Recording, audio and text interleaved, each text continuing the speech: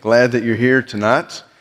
So, the end of last year, we left off on Sunday night with the book of Judges. We ended. And so tonight, we will begin going through 1 Samuel. I'm going to spend a little more time in 1 Samuel. I've not laid it out completely of how much time we're going to spend in 1 Samuel. We're not going to go verse by verse, kind of study, but we will look at a large portion of 1 Samuel. So that will be where we will camp out for Sunday nights for a little while. 1 and 2 Samuel form one book in the Hebrew Bible, and it wasn't until the Septuagint was produced, the Greek translation of the Old Testament scriptures in the 3rd century BC, that they were divided along with 1st and 2nd Kings and 1st and 2nd Chronicles as well. But after the nation of Israel was delivered from Egyptian slavery, they made a covenant with God at Mount Sinai. And eventually they entered into the Promised Land. And while in the Promised Land, they were supposed to keep the covenant promises or the covenant commands and be faithful to the Lord. But to use some terminology from our morning's lesson, they epically failed in keeping the covenant as a nation. And then that led into the period of the Judges, which was a very dark and very chaotic time in the history of Israel. It's not one of those times that Israel would have looked very fondly at back in their past during the time of the Judges. But cycles of rebellion, oppression, deliverance, and that exposed at least what Israel thought they needed a king. So 4 times in the book of Judges, it says there was no king in Israel. Matter of fact, the book of Judges ends. The very last line of the book of Judges says, in those days there was no king in Israel, and everyone did what was right in their own eyes. And so 1 Samuel follows on the heels of the book of Judges and introduces us to the story of Samuel and his prophetic call as the judge of Israel, and that God allows and establishes in the nation of Israel. And so 1 Samuel is a historical book. It's also what we might call a classic underdog story. And the book it's named after Samuel, one of the prominent figures who was a prophet who guided Israel through some very difficult times of the nation of Israel. And it introduces us to one of the most prominent individuals in all of biblical history, and that is King David, who ends up being part of the lineage of Jesus. And so 1 Samuel is really an epic tale of tragedy and triumph. And the story primarily focuses on, we might consider 3 heroes of Samuel, Saul, and David. And there are 3 other characters that we might consider many heroic stories of Hannah, Eli, and Jonathan. And so the author of 1 Samuel masterfully, as you read through it masterfully pits the tragedy of Eli against the success and the rise of Samuel. Then also the tragedy of Saul is placed against the rise and success of David. And so we look at the story of 1 Samuel. As a whole, Israel is corrupt.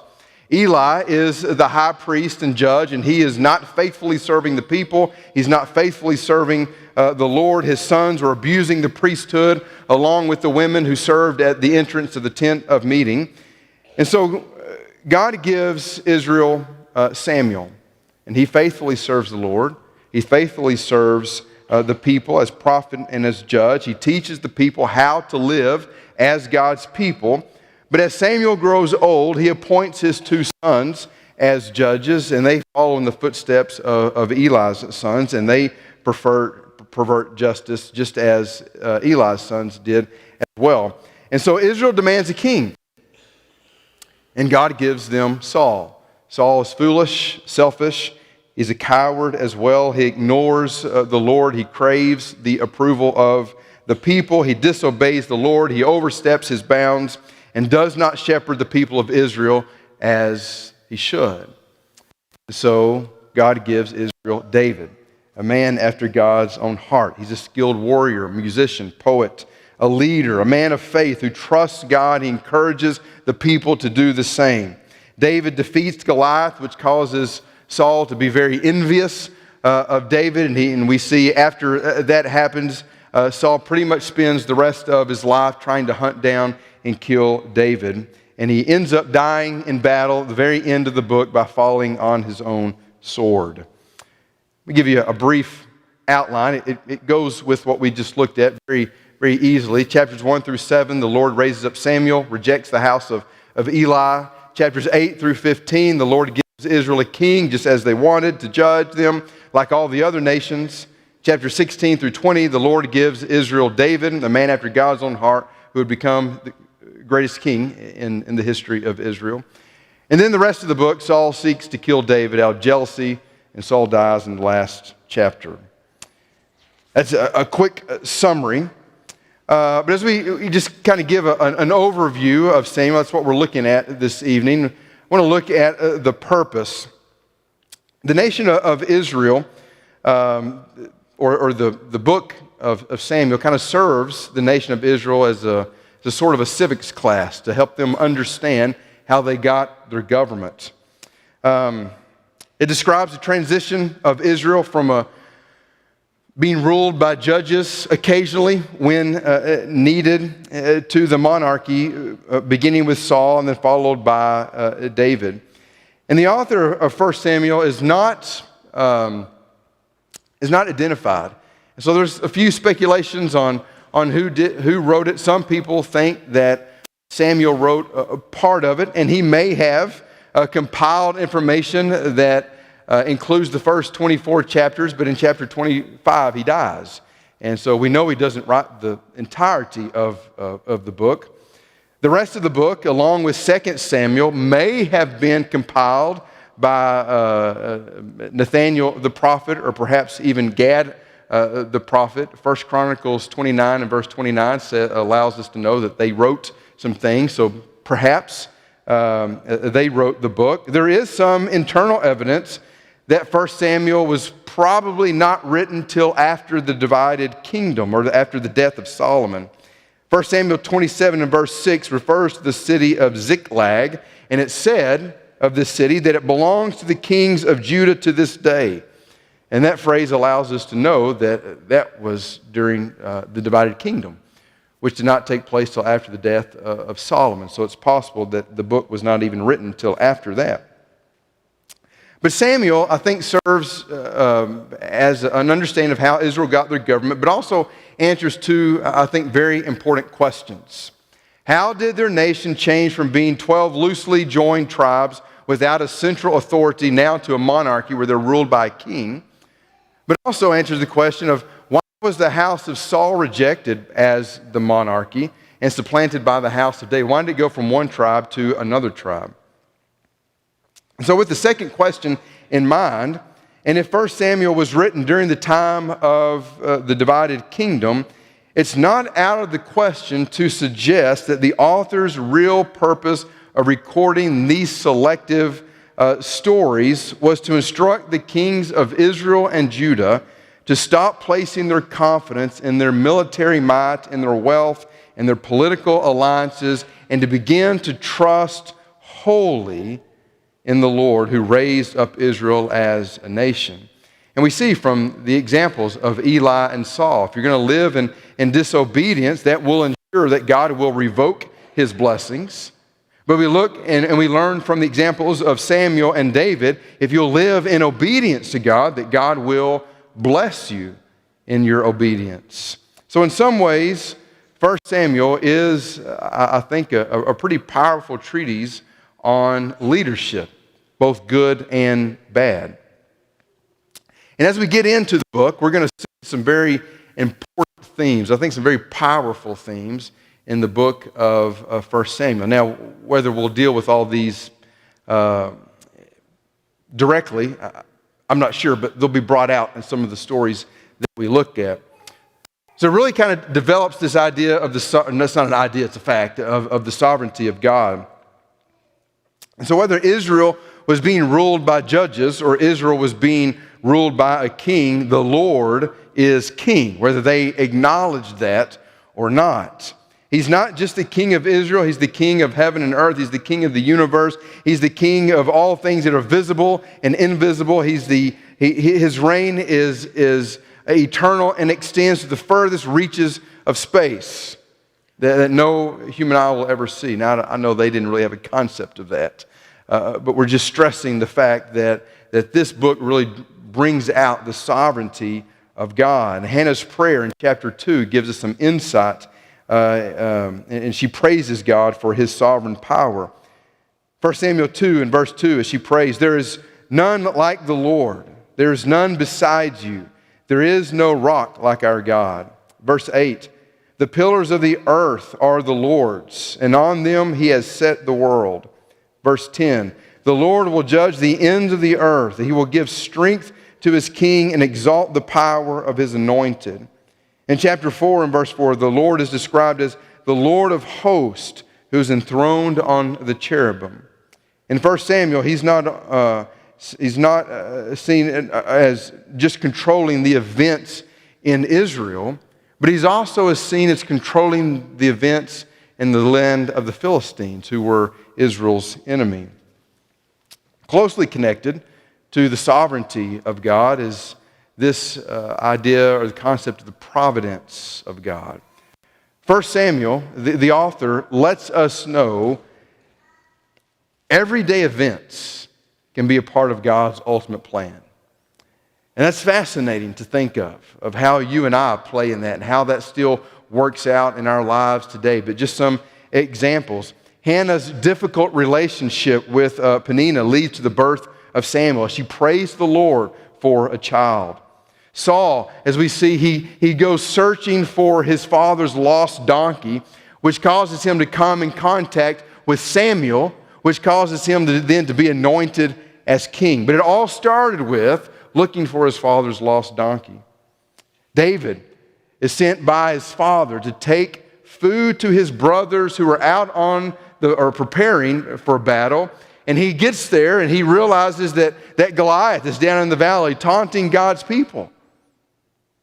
And we know the rest of the story. He says, well, I'll go fight him if nobody else is willing to do it. And he goes down and he kills Goliath, which results in his meteoric rise to fame immediately. And the people begin to love him. And he ultimately rescues Israel from Philistines' control and then ultimately his rise to popularity. But as we look at these, and for the first-time reader, it's hard to us to view it this way because, we're very familiar with these stories since we were children and heard them all throughout, Sunday morning Bible class.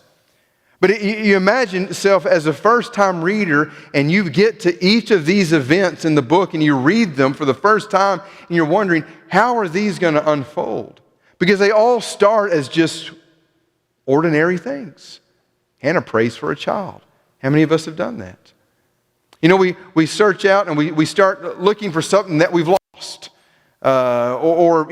Whatever our day may look like, it starts out as every average, ordinary day, and it ends in something far different than what we expected. God is at work in the world, orchestrating the events of our lives, ordinary lives, to accomplish His will. And it's impossible to see it in the moment, but we can look back in all of our lives, even these stories, and we see how God was at work. How He does it, I don't know. How He causes it to happen, I don't know.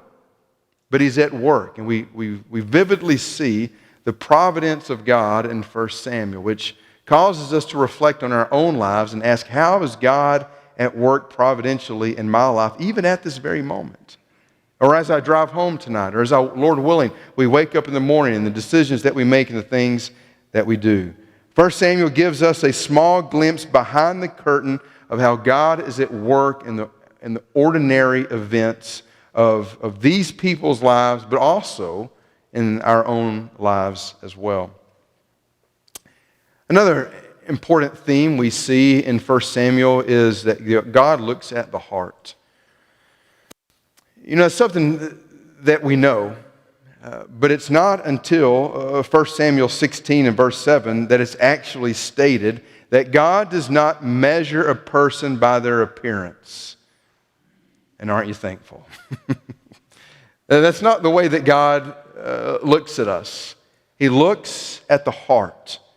God looks past the external and what we look like, and he looks into the heart. He's a discerner of the thoughts and the intentions of the heart. At least that's what it says about His words. We know God does that as well. The book, I think, could easily be summarized, for the Lord sees not as man sees. And He continues, man looks at the outward appearance, but the Lord looks on the heart. And you look at two of the main characters in 1 Samuel, David and Saul. And they both behaved in ways that were against the will of God. They both did ungodly things. They both sinned against the Lord, but it's their attitude.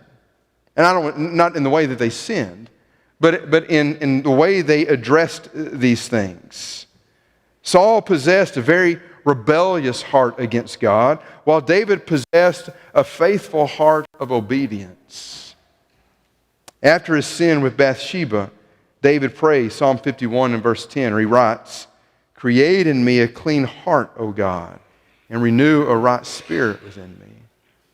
Now, God doesn't by any means discount what David does. Matter of fact, he sends Nathan into David's presence, we see in 2 Samuel, and rebukes him for what he's done. But immediately, what happens to David? He repents. He feels terrible for what he's done. And you can read some of the other Psalms before he repents, or afterwards. He writes a psalm and he talks about how his body and his flesh, everything about him was just withered away until he repented. And so he says, "Create in me a clean heart, O God, and renew a right spirit within me." I think that's why Solomon says, perhaps David passing down some of this wisdom to his son. Solomon writes in Proverbs 4 and verse 23, "Keep your heart with all vigilance, for from it flow the springs of life." And so we learn that God looks at the heart. And then number 4, I find it interesting. We see the reversal of humanity. Hannah's barrenness gives way to children, 1 Samuel 1. Samuel became a prophet instead of Eli's sons, 1 Samuel 3. Saul rose to prominence even though he was from the tribe of Benjamin. David was anointed king though he was the youngest of his sons, or youngest of Jesse's sons.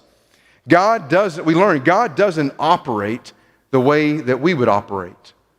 God doesn't make decisions in the way that we would make decisions. And again, aren't you thankful for that? 1 Samuel bears that out from beginning to end. Normal human patterns are reversed by God so that His will is accomplished, which I think points back to the first one, His sovereignty. God can use whoever He wants to use to accomplish His will, whether great and mighty or small and lowly. So God is still sovereign, and nothing can diminish that. God is still at work in the lives of His people. God still looks at the heart, and God still doesn't act in the way that we would act. He continues to use the lowly to accomplish His purpose. And so what was true for God then is still true for God now. And we need to look at ourselves and in our lives acknowledge God's sovereignty, acknowledge that He's still at work using ordinary people like me and like you, that He's still aware of what's in our heart, and that's what's important to Him. Not that our actions aren't either, I'm not insinuating that, but He judges by our heart, not by the way that we look, and that He still uses lowly people to accomplish His purpose. And so what was true in the lives of Hannah and Samuel and Saul and David and Jonathan, they're still true for us today. And we'll see that as we go through the book of Samuel over the next several weeks, maybe even months, and we see and we really become familiar with these people, and we'll see that they're people just like we're people. They just lived in a different time. than what we live. They struggled with the same things that we struggled with. They had successes in the way that we have successes. And so I think we'll become very intimate with these people, and we'll grow to love them perhaps even more than what we already have. So the question is, will we obey?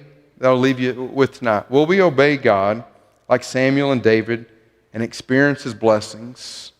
Or will we be like Saul and reject the word of the Lord, and we will witness God take away blessings from us? 1 Samuel 15 and verse 22, God says, obey is better than sacrifice. And so this week, Lord willing, and you wake up in the morning, what will it look like for you? We have plans. We don't know. But I do know this, and we have to keep this in mind. God is sovereign, and He's busy orchestrating and plans that we may not have, but we need to be open to those plans. How God uses us and places us in the right place, and understand that God looks at the heart, and He still uses people, lowly people like us, to accomplish His will. And again, aren't you thankful for that? God uses people. That's how God is at busy in the world. He uses people to accomplish His plans. Tonight, if you need to respond to the Lord's invitation, we give you that opportunity if you're ready to put your faith in the finished work of Jesus. Maybe you've been studying on your own, studying with someone else, and you realize that you're lost and you're ready to name Jesus as your Lord and Savior. You can do that this evening by repenting of your sins, being baptized into Christ for the forgiveness of those sins. If you're like Eli or Saul and you've been rebellious and you're ready to make that right with the Lord, you can do that this evening. Or maybe you're struggling with something like we'll see next week with Hannah. She prays to God, and you would like for us to go to God on your behalf in prayer. We would love to do that. Whatever your need is, come forward while we stand.